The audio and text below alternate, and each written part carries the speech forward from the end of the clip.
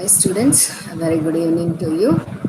In today's class, as I have finished that essay of Raman Jakobson, Linguistics and Poetics, I want to deal with the background topics prescribed for your study, beginning with the author. Okay. So, this word author is very familiar for us, and if at all I ask you to define what is an author or who is an author, of course, you will easily say that the author is a person who is um, who has written a book or a poem, or that means by writing a book or poem or novel or whatever it is, he is contributing to the intellectuality of the society. So, author can be defined in a narrow sense as the intellectual creator of a text that is written for communicative purposes. The in written text, because we are concerned with only the author in literature. Okay, so that means in written text, the real author is distinguished from the mediating instances internal to the text. That is like the narrator, okay, implied author, etc. So the author is someone who is, for us especially, who is who has actually written something, okay, some book, okay. So we have you now could notice in your syllabus that we have essays like what is an author, death of the author, etc. So in this context we should know what exactly is author, how the concept of author has evolved, okay, in the history of English literature, etc. As previously, do we have this concept of author is having an author for the book that important, etc. So if we go back to the previous times, see for example, when referring to Middle English, Old English, okay, and even Middle English, we have learnt that there were books or stories that were prevalent in the society, stories that were prevalent in the society or that were going on or passed by mouth to mouth, like orature, etc. There were many stories or tales, etc., which were passed without mentioning the name of the author. And we have also seen that during the Old English period, they many of the texts which are available. For example, we say that Beowulf is the epic, English epic, oldest English epic that is available, but the author who has written Beowulf is not sure. It is anonymous text. So not only with Beowulf, but with many other texts, you I hope you remember that we have discussed while discussing the Old English literature, that many of the texts in Old English were anonymous, not only during the Old English period but also during the Middle English period. We have seen that some of the texts were anonymous. Anonymous means though there was no author. And then gradually, with the progression of the Middle English and then Modern English, we could see that the author figure became very important. And moreover, because we are dealing with criticism paper, theory, etc., you could have observed that, say, from 15th, 16th centuries onwards, the author, okay, uh, a figure became very important. And mostly criticism literary criticism was also based on one particular author, the books of one particular author, etc. So that means, and we can also see that during the 15th or 16th centuries, the beginning of the modern period, or to the closure of the Middle English period, we could see that the author figure began to acquire a kind of divinity, a divine figure. He became a divine figure. Whatever the author says is valid. Okay. And as if the author has attained a kind of godlike, divinity. So whatever author says, it becomes final, like that. So in the history of the development of the concept of the author, if we see, first there was no author at all, but literature or knowledge or stories, tales were, were just passing on from one generation to the other. But whereas in the modern period, in the beginning of the modern period, the author figure appeared, and then slowly the position of the author was what you call solidified in the discourse, so and so. So even if we now quote something, people may ask who is the author of that. So that is how now we have arrived in a social situation where author becomes very important. And then we know copyrights have come up, and if it is a science, patents have come up, etc. But if we go to the history, the author figure was not there from the beginning. That is what we have discussed till now. So even there are different ideas regarding the author figure, whether the author is important or not, whether we should give a text based on, we should analyze the text based on the author's intention. This becomes the authorial intention. Okay. Like that. So in the 20th century especially, we have seen that there is in the at the 20th century has seen a new era in the area of literary criticism, especially wherein we have seen the schools of new criticism and then practical criticism, wherein we have observed, we have actually discussed that new criticism and practical criticism give importance to the text rather than author. So in a way, we can see that the author who is born maybe to the in the beginnings of the Middle English period have gradually solidified his place, and then attained a kind of divinity, is now losing his place from the beginning of the 20th century itself.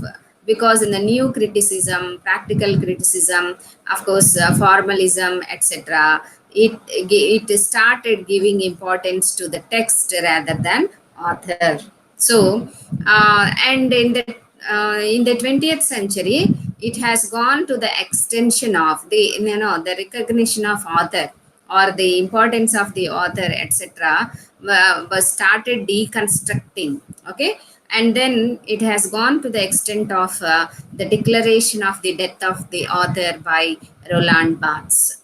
So the author figure, it was felt, why author is very important in literature. If you go to new criticism or practical criticism, in order to have what do you call a good analysis of a text, a just analysis of a text, as Eliot says, they argued that the text should be detached from the author. Because if you are reading a text based upon knowing who is the author, etc., we will go into a kind of evaluation of the text, which focuses more on the social conditions of the author, or biography of the author, or we can say it is like our author's intention in writing that particular book. That is how, perhaps from the 20th century, it was advocated for the detachment of the author from the book. So, uh, going back, I will let you know one thing. Actually, during the 15th and 16th centuries, mm, the author figure, you know, in literature was okay. It's getting on, but in science it was very, um, it was very important in sciences, to and previously, Foucault says that in the history somewhere where the period of individual identity started, before that period started, he says that attaching some author to some work or knowledge or whatever it is only for penalization. Penalization is punishment. So perhaps with the desire of punishing those who were writing against the ideas of religion, especially the church. Because we could see in the history of English literature that there was great rivalry, okay, between the church and during the Enlightenment, or individual spirit, individuality, etc. So here we could see that born in the process of penalization, because it was mandatory or it was compulsory to attach one author to those writings or arguments or pamphlets which were against the beliefs of religion, or the functioning of church, or the criticism, etc. So the genesis of author could be seen in the necessity of penalizing one person who, of course, is propagating some kind of heresy. It is called as heresy. Heresy is against, speaking against God. So that is where author actually has taken birth. And gradually, Foucault says, Michel Foucault, whose essay is prescribed for our study, we will discuss author figure, author function, etc. In his essay. It is only an introductory discussion that I am presenting here, only to uh, only to make you understand that the concept of author, as we know now, is not a fixed entity, or it is its importance in the discourse, the social discourse, was not similar in all ages. Okay, it was, it evolved at some point of time, and it was attached with the penalization. And later on, with the invention of printing, etc., with the problems of copyrights, because copyrights were maintained, so that publishers could get money, etc. We know how the author has developed. Okay, so at particular point of time in the history, for literature, having an author is not at all considered, but for sciences it was very important. Perhaps scientific theories, they felt at the beginning are very much against religion. Okay, for sciences it was, and later literature also giving importance to the author figure. So it was in traveling with the due course of time, the author figure has consolidated his place, and without author, we will not mention any book also. In the literary criticism, Foucault mentions one kind of fact is assigning the anonymous books also with some author. They want to assign one author to the books.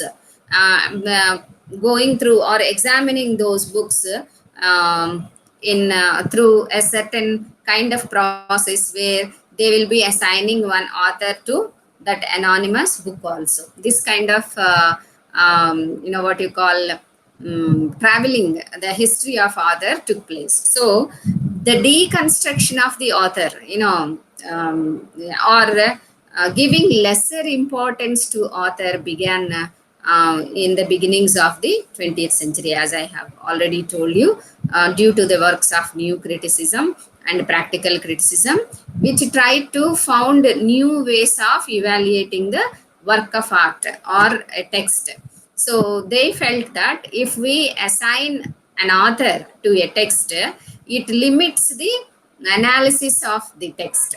The text will not be analyzed in a fair manner. So always looking at a text from the glass of the author or from the lens of the author limits the meaning or meaning of the text. So that the seeds that were laid in new criticism and practical criticism were carried on to till the deconstructive theories or deconstruction theories of post-structuralism, where Barthes, one of the post-structuralist critic, one important critic, declares the death of the author, and he says that author is not an author because according to him no knowledge is new. Okay, and he says no language cannot be owned also, and no knowledge is new, and that's why no writer is writing anything new. Always knowledge is always there, they are taking. And of course Eliot's idea of tradition and individual talent is also similar only. We have already discussed that, I think in the third semester. And so Barthes says that author is not author, but he's a scripter. So that means what? He's writing. So he's not inventing anything new because knowledge is always there. And as Aristotle also says, where stories are always there and plots are made. So in the similar manner, Barthes also says that author is only a scripter. And then when we come to what is an author, an essay, we will again discuss what an author is according to Foucault's ideas. So for Foucault, author is only a construction, or it is a what you say, discourse, a social discourse. The author figure actually, it is like author is a proper name, yet it is not like other proper names, because it is having some other functions to perform in the social discourse. So that is how the author is not merely what you feel as the creator of a book, etc., but he establishes a discourse.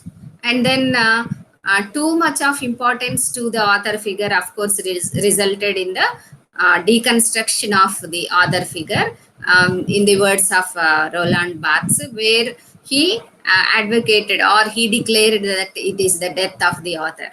But even after that, actually, Foucault wrote to define what is an author, and he says that it is not enough to simply declare the death of the author, because if we declare so, there will be a vacuum, okay, and there will be nothingness in that place.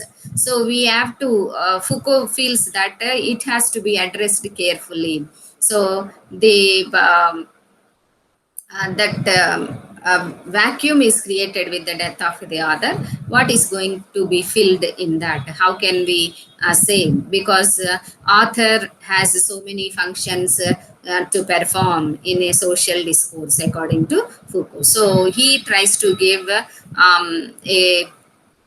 a good explanation of what is an author and how it is important. And of course, even though that author is there, to what extent we should give importance. So even though the author is writing, creating, etc., we should not try to attach the text always to the author or author's intention. So the author figure is present, yet it is absent also. That means we have to detach the text from the author.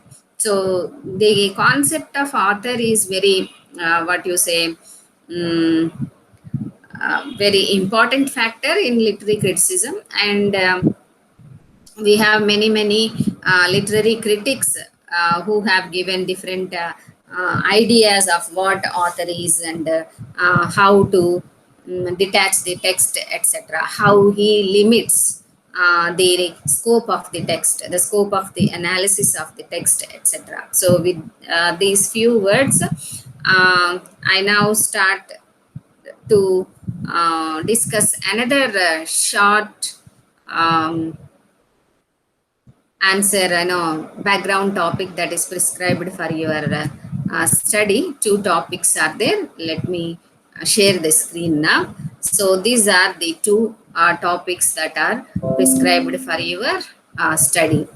That they are Lang and Parole. These two are actually the concepts of Saussure, as we have already discussed during his essay, The Object of Study. So, what Saussure says is Lang and Parole. Let us see. See, Lang and Parole are more than just language and speech. No, they are not just language and speech, but they are more than the simple words like language and speech. So, La Langue is the whole system of language that precedes and makes speech possible. So, according to Saussure, Langue is a whole system of any language, okay, that precedes and makes speech possible. So, that means what? Lang exists before us. Okay, before we actually start learning a language. So this is the whole system of language that precedes and makes speech possible. Before speech, language or lang is there. It is the whole system. Because that system is present only, we are able to speak or perform the speech events. Then for him, it is the system of language. So what is the system of language? All the possible rules that make up the language in theory. So whatever are the possible rules that make up the language in theory. So whatever grammar or pronunciation, etc. Okay? All these, it is with all the rules together, we call this as language. A sign is a basic unit of language. See, what we have is alphabet. See, signs are not only linguistic, but other signs are also there, as I have already told you, as traffic signals, okay, or cultural signs are there. So many other signs also there is. This is the whole studying of all science is semiology. We are not going into that, but here we are limiting to the sign is limited as far as language is concerned. So in language, a sign is the basic unit. While learning a language, we master the system of grammar, spelling, syntax, punctuation. These are all involved in the system of language. Okay, the whole system of language. So grammar, spelling, syntax, and punctuation. These are all elements of lang. So all these sign and Grammar, spelling, syntax, and pronunciation are all elements of lang. It is a system which has a large number of elements whereby meaning is created in the arrangements of its elements and the consequent relationships between these arranged elements. So, what is lang according to Shashore? It is a system, and in this system there are large number of elements, and because of these elements meaning is created. How? In the arrangement of its elements. With I while explaining object of study, I have many times told you that we have a system of arranging signs or syllables. So if you put one or two or more signs together, it becomes a syllable. Sometimes one sign stands for one syllable also. And how to combine these syllables, or how to what do you call, arrange these elements, and the consequent relationship between these arranged elements. So these elements, when they are arranged, they should have a kind of relationship between them, okay, or among them. That is what is lang. So the whole system that is behind the thing that is making us or enabling us to speak is the lang. For Saussure, Ferdinand de Saussure compared it to chess. So he compared it to chess. Lang represents the rule for chess that both players must use in order to play. So, like language, as when two persons are speaking, especially, um, both of them should know the rules of the lang that they are using. So, unless they know them, no, they can't speak, and the others cannot understand. It is like the game of chess. When you play chess, you should also know the rules, and the other person should also know the rules. Then only you will understand the play, and the play takes place. In the similar manner, lang represents the rules for chess, and lang represents the rules for of a language which uh, makes possible the speech events or the speech acts. Just as all speakers of language must accept the rules of the language in order to promulgate the effective communication. So, it is not enough that only some people follow the rules behind the language. I told you while explaining the object of study, what happens, a man or a woman living in a society thinks are things that I will not use whatever they are talking or talking. I will not use this language, whatever they are talking. What happens?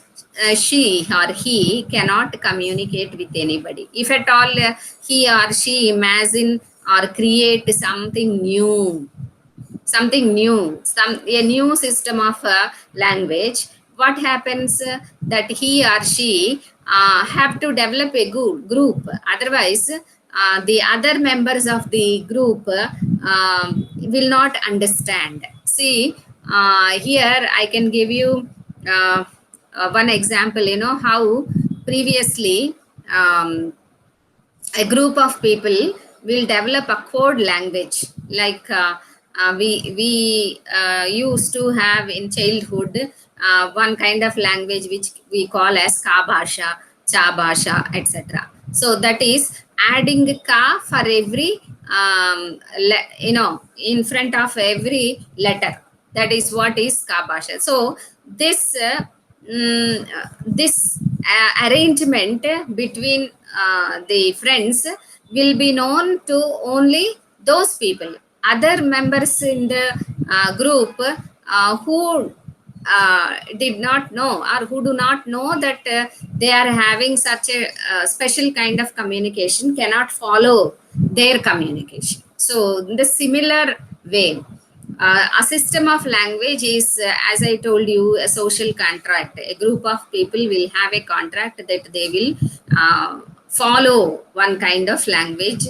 That language is having a system which is known by all, that is known or learnt by all. So, all speakers of language must accept the rules of the language. So, all of them should accept the rules of the language in order to promulgate the effective communication. If the group members want effective communication, they have to agree on the system of language. So this is the lang according to Saussure. Now let us see what is parole. What Saussure says regarding parole. Parole is the concrete use of the language, the actual utterances. So the system is one thing, but you putting it into different utterances or uses. This is the concrete use of the language is called parole. So Saussure refers it to as parole. It is an external manifestation of lang. So lang is the system. The system is always there unless we use it.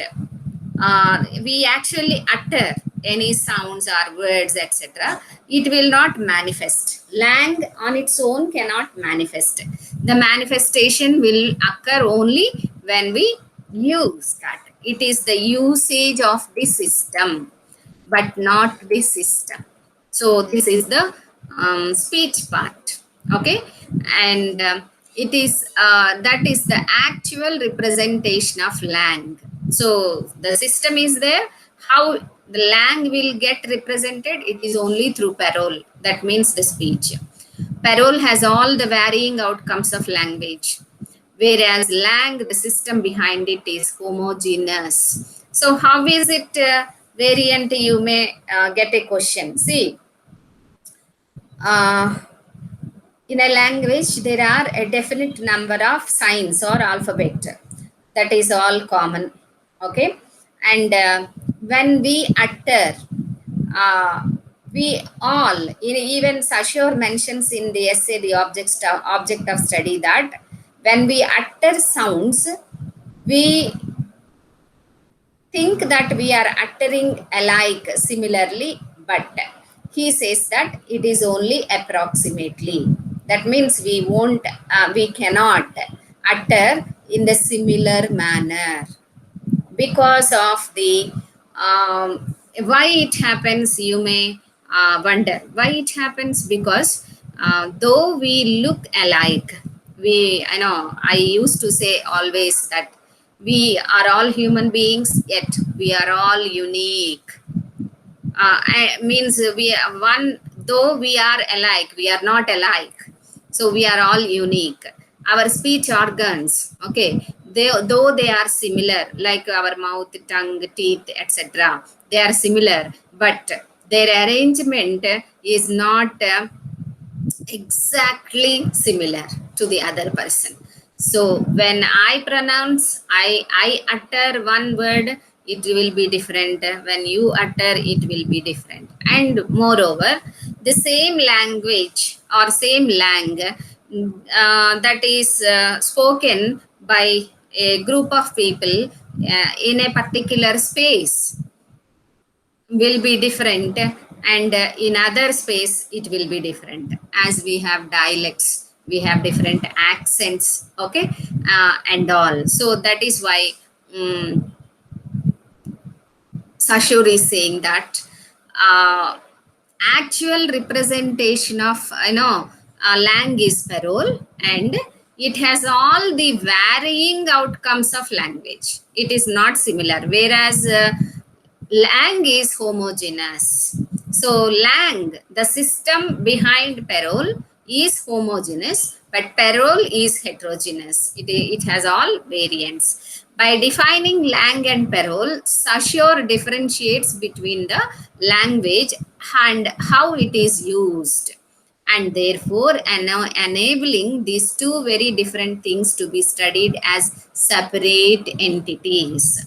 So he says that language as a system is different, and language in its use is different, which is parole. In the by differentiating and defining these two, he says that they should be studied as separate entities.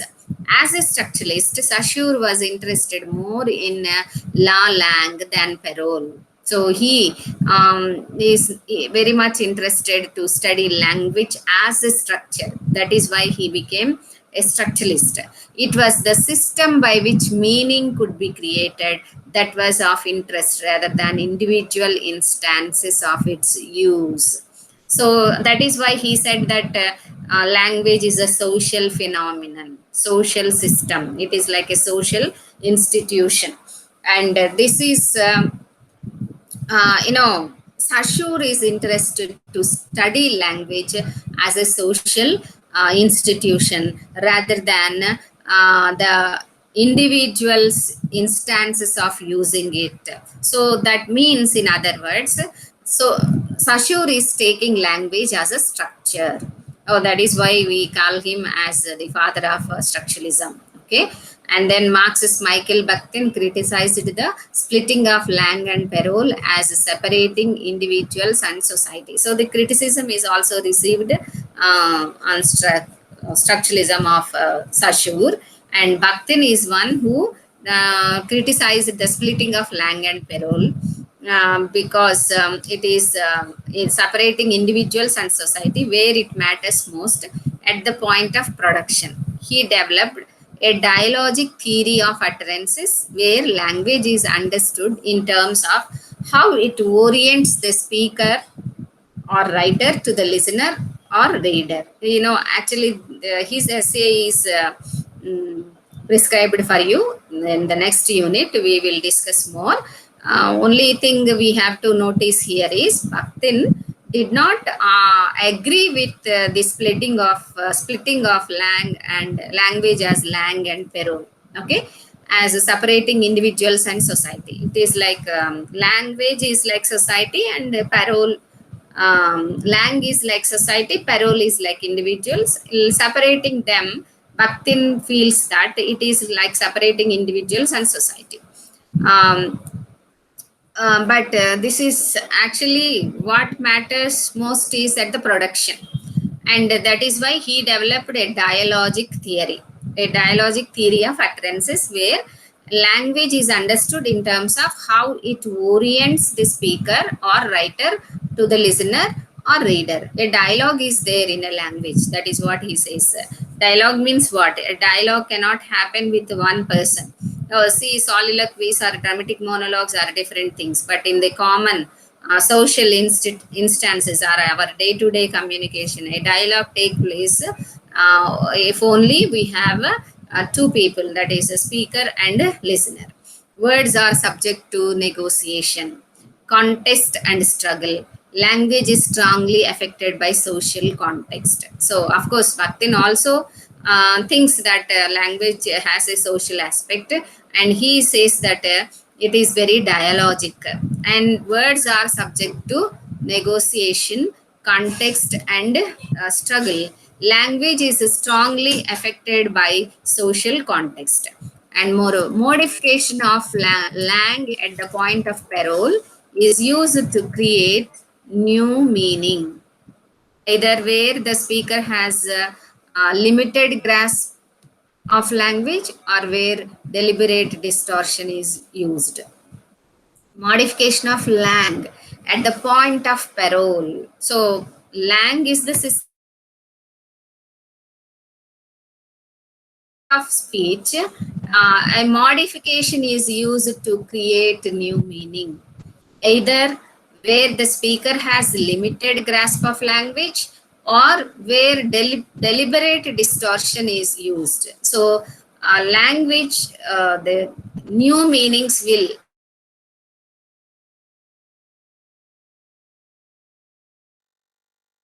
variations or modifications at the point of parole.